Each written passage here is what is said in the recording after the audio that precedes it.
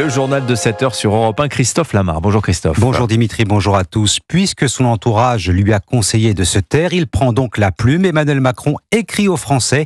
Lettre publiée ce matin par la presse quotidienne régionale. À 6 jours du premier tour, le chef de l'État lance un appel aux électeurs et un avertissement à ses opposants. Il ne démissionnera pas, quel que soit le résultat de ces législatives anticipées. Jacques Serret. Après avoir fait tapis le 9 juin, Emmanuel Macron appelle à l'aide et c'est aux Français qu'il s'adresse directement. D'abord, pour justifier sa décision, la dissolution, c'était le seul choix possible, le seul qui peut permettre à notre pays d'avancer et de se réunir, affirme-t-il. Mais cet appel vise surtout à mobiliser les électeurs. Le président oublie toute réserve élyséenne et cible ses adversaires. L'extrême droite autour du Rassemblement national divise la nation et ignore le changement climatique, écrit-il, avant de critiquer la France insoumise et ses alliés qui, selon lui, refusent la clarté sur la laïcité et l'antisémitisme.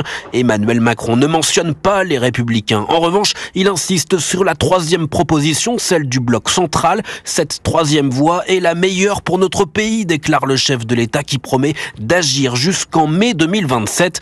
Une fois de plus, et malgré les conseils d'une partie de son entourage, Emmanuel Macron ne peut s'empêcher de prendre les devants. À 6 jours du vote, il joue là le tout pour le tout. Le tout pour le tout, dit Jacques Serret du service politique d'Europe 1. Cette lettre aux Français fait écho aux déclarations ce week-end du Premier ministre. La bataille des législatives n'est pas pliée, assure Gabriel Attal, qui voit dans cette campagne un moyen de s'émanciper de la tutelle d'Emmanuel Macron. Je m'affirme et j'assume, dit-il. Oui, Gabriel Attal, le Premier ministre, qui sera à 8h10 l'invité de la grande interview Europe 1 CNews à 6 jours maintenant du premier tour. Il répondra à toutes les questions de Laurence Ferrari. Venons-en au programme économique du nouveau Front populaire. Peut-il mener la France à la faillite? On pose la question ce matin sur Europe 1. Robinet ouvert en grand et arrosage haut débit, 150 milliards d'euros de dépenses supplémentaires, dernier chiffrage connu.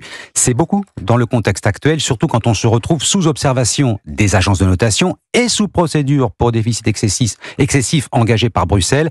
Et pourtant, Barthélémy Philippe, cela n'inquiète pas les chefs de file du nouveau Front populaire. Oui, la gauche ne voit pas d'urgence à ramener le déficit public sous les 3% du PIB, comme l'exige le pacte de stabilité européen.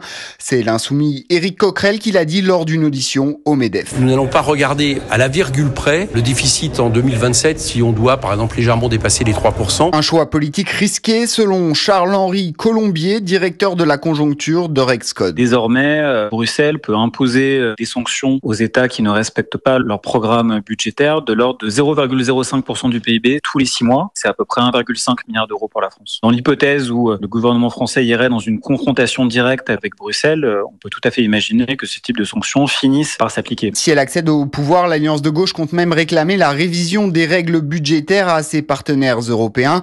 Mais ses chances d'aboutir sont minces. Le nouveau pacte de stabilité vient tout juste d'être adopté et à l'exception de la Pologne, l'ensemble des États acceptent la règle d'un déficit sous les 3% du PIB. Barthélémy Philippe du service économie d'Europe 1. À gauche aussi, on trouve qu'il parle trop, qu'il se taise, lance l'ex-président François Hollande à propos de Jean-Luc Mélenchon, le fondateur de la France insoumise, officiellement candidat à Matignon en cas de victoire. Cela n'a jamais fait l'objet d'un accord, assure le secrétaire national du Parti communiste, Fabien Roussel. Oui, on va en parler avec André Chassaigne du Parti communiste justement dans quelques instants. Nous sommes donc à 6 jours du premier tour. Europe 1 prend également le pouls des électeurs. Et oui, ces derniers jours de campagne peuvent-ils changer la donne? Pas si évident.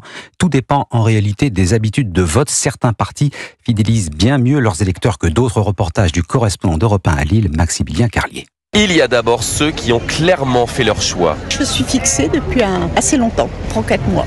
Qu'est-ce qui a fait pencher la balance ? L'insécurité. C'est pas les derniers mois qui m'ont fait changer d'avis. Un pays ne se gouverne pas aux extrêmes de toutes les façons. Et puis il y a ceux qui hésitent encore, des indécis, des déçus.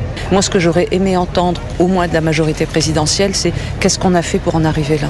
Pourquoi ça merde à ce point-là ? De moins en moins, je me retrouve dans l'offre des candidats. Ouais. Je suis plutôt de gauche, moi, de base. Je suis un peu gêné de voter pour une alliance avec LFI. Et je suis un peu partagé. J'ai pas forcément envie de voter majorité présidentielle non plus. Je vais reprendre les programmes et je vais les relire, voir un petit peu ce que chacun propose. Et je pense que je me déciderai après la lecture de chaque programme. Il me reste 6 jours, souffle cette étudiante qui avoue s'y perdre un peu entre les alliances, dissidences et l'abondance des informations. On ne sait plus trop qui croire et où chercher.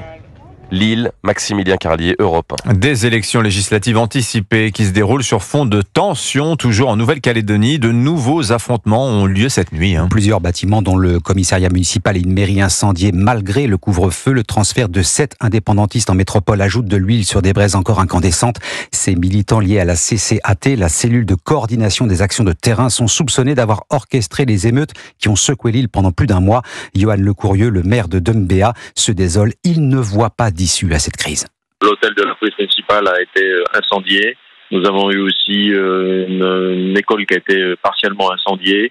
Toutes les écoles devaient reprendre aujourd'hui, ainsi que les collèges, et donc l'ensemble de la rentrée ont été repoussés à une date ultérieure, tenant compte de la situation, et les forces de l'ordre essayent de rétablir la libre circulation pour l'instant, avec beaucoup de difficultés. Et donc, il est important de rétablir l'ordre et d'avoir que les forces de l'ordre, qui ont sûrement des très grandes compétences et des ordres très clairs et précis, de rétablir l'ordre en Nouvelle-Calédonie, ce qui n'est pas le cas à l'heure actuelle. Un témoignage du maire de Dumbéa recueilli par Caroline Baudry. L'heure du grand oral du bac pour 540 000 élèves de terminale, nouvelle épreuve liée à la réforme du baccalauréat. Et puis le soulagement pour les automobilistes franciliens. Réouverture totale de l'autoroute A13 entre Vaucresson et Paris, prévue en fin de journée. L'Euro de football, la France joue sa qualification directe en 8e de finale demain soir face à la Pologne. C'est toujours le suspense autour de la participation de Kylian Mbappé. Oui, même si le Français s'est entraîné normalement hier avec, c'est important de le souligner, vous allez le comprendre, un nouveau masque, plus confortable. Le capitaine des Bleus a semblé moins gêné. Cette protection fait beaucoup parler ses partenaires de l'équipe de France. Elle fait même l'objet d'une blague. Cédric Chasseur, envoyé spécial d'Europe en Allemagne. Un cavalier qui surgit hors de la nuit. On appelle ça un chambrage en bonne et due forme. Hier, sur le terrain d'entraînement de Paderborn, Antoine Griezmann s'est bien moqué du nouveau look de Kylian Mbappé, masque noir sur le visage, interprétant le générique de la série Zorro. De quoi faire rire les deux hommes, un signe que le capitaine des Bleus va mieux, même si, devant le but, hier, Kylian Mbappé, quelque peu frustré, ne s'est pas montré à son avantage.